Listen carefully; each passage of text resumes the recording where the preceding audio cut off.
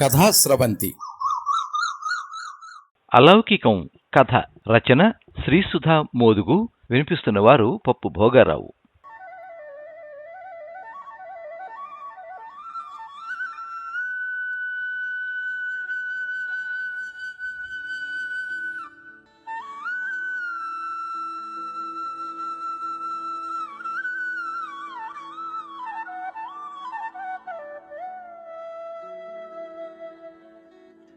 ఆల్టన్ని కలిసిన మొదటి రోజు గుర్తుకొచ్చింది. సిపూని తీసుకొచ్చాడు. వాడి పెద్ద చెవులు, పెద్ద పెద్ద కళ్ళు, ఒక్క వెంట్రుక లేని నున్నటి గుండు. చిత్రంగా ఉన్నాడు. పెద్ద చెవులుండే కుందేలు పిల్ల గుర్తొచ్చింది. వివరాలన్నీ ఈ అప్లికేషన్లో రాయండి అని చెప్పాను. జాగ్రత్తగా నెమ్మదిగా పూర్తి చేశాడు. ఫ్యామిలీ పేరు దగ్గర ఏమీ రాయకుండా వదిలేశాడు. ఇది పూర్తి చెయ్యాలి అన్నా. మాకు అవి ఉండవు. మా తెగ పేరు ఒవోగ్, అది రాయమంటారా అన్నాడు. సిపు నా మేనల్లుడు అంటూ గార్డియన్గా ఉన్న పత్రాలు చూపించాడు. అతడిని అనుమానించడానికి కారణాలు ఏమీ కనిపించలేదు. నేను నడిపే డే కేర్ సెంటర్లో పిల్లల తల్లిదండ్రులు అందరూ పెద్ద పెద్ద ఉద్యోగాలు చేసేవాళ్లు. ఆ ప్రాంతంలో వాళ్ళకి నాపైన, నా సెంటర్ పైన ఒక గురి. నేను పిల్లల్ని బాగా చూసుకుంటా అని.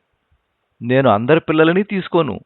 ప్రత్యేకంగా ఏరి కోరి ఎంపిక చేసుకుంటా. నాకు అన్నీ నచ్చితేనే తీసుకుంటాను. ఆల్టెన్ చూడటానికి చాలా నెమ్మదస్తుడులా సాదాసీదాగా ఉన్నాడు. అతడిక్కడికి దగ్గరలో ఉన్న బ్రిడ్జి పనిచేయడానికి వచ్చిన తాత్కాలిక ఉద్యోగి. ఈ సెంటర్ గురించి తెలుసుకుని వెతుక్కుంటూ వచ్చానని చెప్పాడు. సిపుని చేర్చుకోవడానికి ఒప్పుకోవట్లేదు మనస్సు. ఆల్టెన్ పేదరికం, అపియరెన్స్ నచ్చట్లేదు. అందులోనూ ఎక్కడో వేరే దేశం నుంచి ఇక్కడికి తాత్కాలికంగా వచ్చే ఇలాంటి కింది స్థాయి ఉద్యోగుల పిల్లలు అలవాట్లతోనే కాదు, వారి భాషతో కూడా కష్టం. వారు మామూలు పిల్లలతో కలవరు, చెబితే వినరు. అందుకే వారిని తీసుకోను. బహుశా వారి భాష, అలవాట్లు అనేదానికంటే వాళ్ల చౌకబారు బుద్ధులు నచ్చమనుకుంటా. ఈ పదాన్ని నేను ఉపయోగించినప్పుడల్లా శాంతి కోప్పడేది. అమ్మూ, నువ్వు ఇలాంటి ఆలోచనలు ఎలా చేస్తావు? ముఖ్యంగా పిల్లల పట్ల. ముందు సగటు ఇండియన్లా ఆలోచించడం మానేయి అని తిట్టేది. అలా ఆలోచించడానికి నాకు ఎలాంటి ఇబ్బంది ఉండేది కాదు. అయినా పిల్లలు ఏమైనా స్వర్గం నుంచి ఊడిపడ్డారా? ప్రపంచమంతా వాళ్ళ చుట్టూ తిరుగుతుందన్నట్లు స్వార్థంతో కనిపిస్తారు పిల్లలు నాకు. మధ్యలో ఇండియన్ ఏమిటో? మనుషులు దేన్ని విలువ అని ప్రకటించుకుంటారో ఆ విలువను గుర్తించి, కనీసం గుర్తించనట్లు నటించి, వాటిని గౌరవించి, వారికి కావలసిన విధంగా ఉంటేనే ఇక్కడ గట్టిగా నిలబడగలం అని నమ్మే మనుషుల్లో నేను ఒకదాన్ని. దీన్ని ఒప్పుకోవడానికి నాకే మొహమాటాలు లేవు. సున్నితంగా, దయగా కనిపించే ఆడంబరమైన క్లాస్ మనిషిని నేను. సాధారణంగా నచ్చకపోతే తీసుకోనని నిష్కర్షగా చెప్పే నేను సిపుని చూస్తూ ఉంటే చెప్పలేకపోతున్నాను. ఏదో విధంగా ఆల్టనే వాడిని ఇక్కడ చేర్చకుండా వెళ్ళిపోతే బాగుంటుందనిపించింది. ఇక్కడ చాలా పద్ధతులుంటాయి, అన్నీ పాటించాలి. మీ పిల్లవాడు సరిగా లేకపోతే పంపించి వేస్తాం. ముఖ్యంగా పరిశుభ్రమైన అలవాట్లు. సాయంత్రం టైంకొచ్చి తీసుకెళ్ళాలి. లేకుంటే గంటకి ఇంత అని ఫీజు చెల్లించాల్సి వస్తుంది. అలా అంటున్నప్పుడు నా గొంతు నాకే అసహ్యంగా ఉన్నట్లుంది. ఈ సంగతులన్నీ ఈ పేపర్లో రాసిచ్చారు. వాటిని ఒప్పుకున్నట్టుగా సంతకం పెట్టించుకుంటారు. ఇక ఇవన్నీ చెప్పే అవసరం ఏముంది అన్నాడు ఆల్టెన్ చిన్నపాటి నవ్వు ముఖంతో. అవన్నీ చదివి సంతకం పెట్టగలవా? నా గొంతులో దాచిన తాగని ఒక హేళనేతో నాకు కనిపించింది. బహుశా ఇదే నా చౌకబారుతనమేమో. అన్నీ చదవలేదు. మీ దగ్గర సిపు సురక్షితంగా ఉంటాడు. నాకు ఎలాంటి ఇబ్బంది లేదు మీరు అడిగిన సంతకాలు పెట్టడానికి. ఆల్టెన్ ఆ పిల్లవాడిని ఇక్కడే చేర్పించాలని నిర్ణయించుకున్నాడని అర్థమైంది.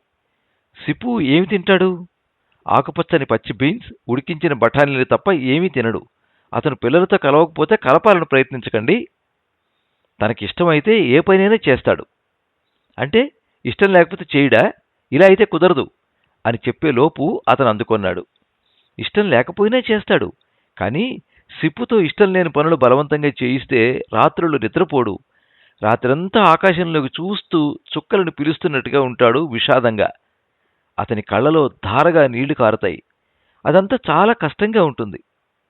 సిపు ఏమన్నా స్పెషల్ కేటగిరీకి చెందిన పిల్లవాడా అని అనుమానం వచ్చింది. వాడిని దగ్గరగా పరిశీలించకుండా ఇలాంటి నిర్ణయానికి రాకూడదు అనిపించింది.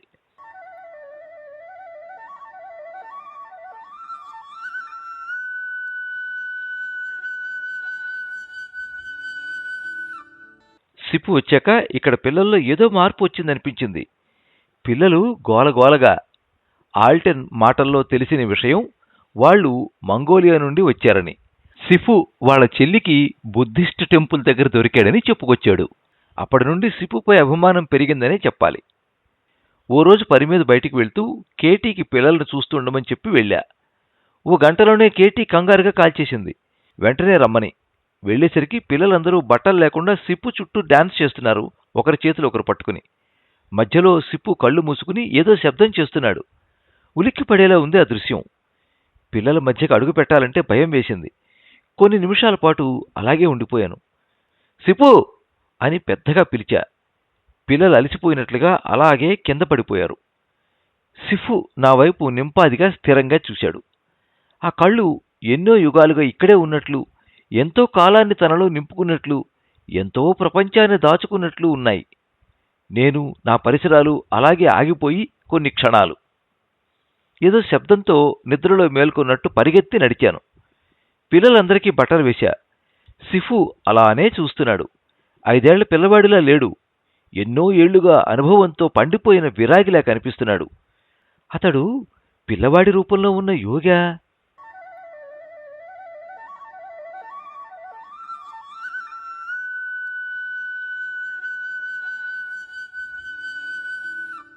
సాయంత్రం పిల్లల తల్లిదండ్రులు ఒక్కొక్కరే వచ్చి తీసుకువెళ్లారు.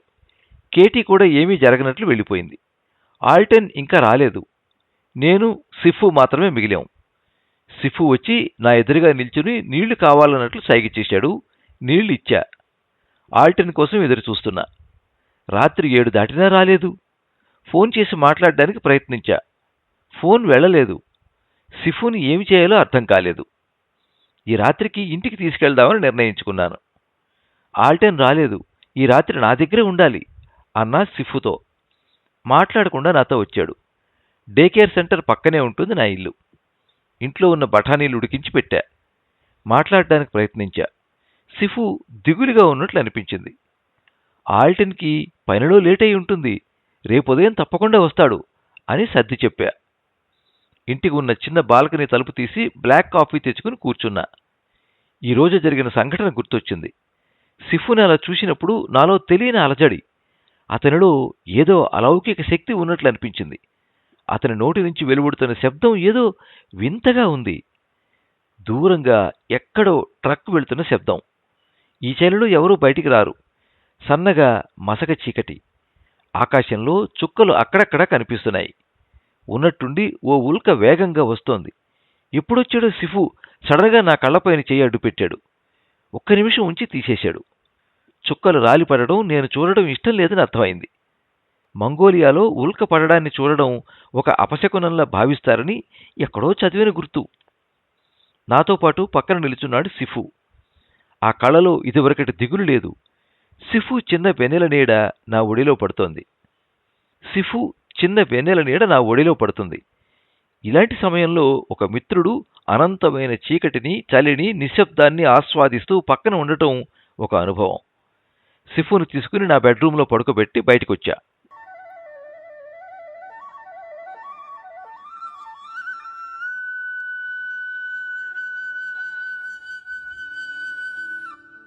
ఆల్టెన్ రాకపోతే ఏం చెయ్యాలి? అతనికి ఏమైనా జరిగి ఉంటుందా అని ఆలోచించా కాసేపు. ఆల్టెన్ కూడా ఒకసారి చూస్తే మరిచిపోయే మనిషిలా అనిపించడు. అతడు ఎక్కడో తప్పిపోయి ఈ దేశానికి వచ్చిన బాటసారిలా ఉంటాడు. అతడి ప్రవర్తన అలాగే ఉంటుంది. అడిగిన దానికి మాత్రమే కాకుండా దాని లోపల బయట ఏదో విశ్లేషించి చెబుతున్నట్టు సాగదీసి చెబుతాడు. అతని మాటలు సగం అర్థం కావు. ఓ రోజు ఆల్టెన్తో పిల్లలు రకరకాల అబద్ధాలు చెబుతూ ఉంటారు. నొప్పి లేకున్నా నొప్పి ఉన్నట్లు, ఆకలి లేకున్నా ఆకలి ఉన్నట్లుగా చెబుతూ ఉంటారు.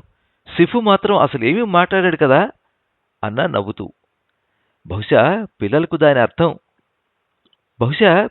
దాన్ని అబద్ధం అంటారని తెలియదేమో. అబద్ధం కానిదల్లా నిజం అయిపోదు కదా. అతడు తమాషాగా భుజాలు కదిలిస్తూ చెప్పాడు. ఈరోజు ఎందుకు ఆలస్యమైంది అని అడిగేలోపు అతడు ఇలాంటి మాటలేవో మాట్లాడి సిఫును తీసుకెళ్తూ ఉంటాడు. ఆలస్యం అయినప్పుడల్లా ఈరోజు ఏమి మాట్లాడతాడా అని ఎదురు చూడడం అలవాటైంది. మాటల దగ్గర నుంచి కాఫీ తాగి వెళ్లడం వరకు వచ్చింది. బాల్కనీ తలుపు చప్పుడు కాకుండా వేసి సిఫు పడుకున్న దగ్గరికి వచ్చా. నిద్రపోతున్నాడు. అతని దగ్గరగా కూర్చుని తలపైన చేయి వేశా.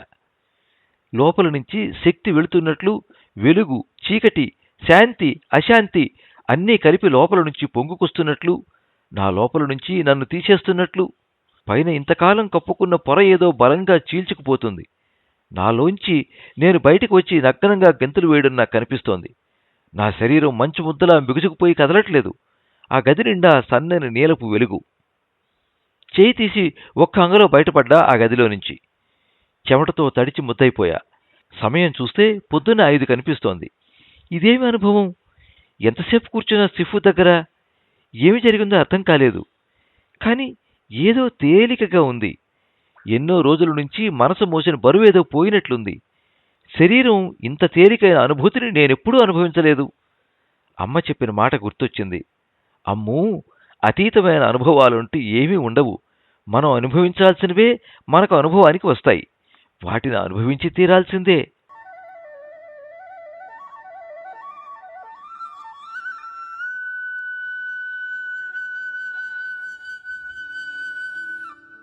బయట కారు శబ్దం వినిపించింది. ఆల్టెన్ వస్తూ కనిపించాడు.